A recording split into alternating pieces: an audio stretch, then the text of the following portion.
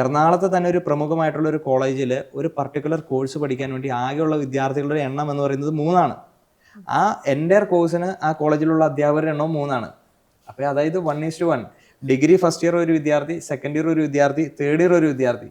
ആ 3 പേരെ പഠിപ്പിക്കാൻ 3 അധ്യാപകർ അവിടെയുണ്ട്. അപ്പോൾ സ്വാഭാവികമായിട്ടും നമ്മുടെ പുതിയ തലമുറയിൽപ്പെട്ട വിദ്യാർത്ഥികൾ ഈ ട്രഡീഷണൽ കോഴ്സുകളോടൊന്നും വലിയ രീതിയിലേക്കുള്ള താല്പര്യം കാണിക്കുന്നില്ല. അതിൻ്റെ മുഖ്യമായിട്ടുള്ള കാരണം എന്ന് പറയുന്നത് ഈ പുരാതനമായിട്ടുള്ള സിലബസുകൾ അല്ലെങ്കിൽ ട്രഡീഷണൽ ആയിട്ടുള്ള സിലബസുകളാണ്. പുതിയ കാലഘട്ടത്തിൻ്റെ നീഡുകളെ അഡ്രസ്സ് ചെയ്യുന്ന തരത്തിലേക്ക് നമ്മുടെ സിലബസുകൾ ഡെവലപ്പ് ചെയ്യപ്പെടുന്നില്ല. ഇപ്പം നമുക്കറിയാം, നമ്മളൊരു AI യുഗത്തിലാണ് നമ്മൾ നിൽക്കുന്നത്.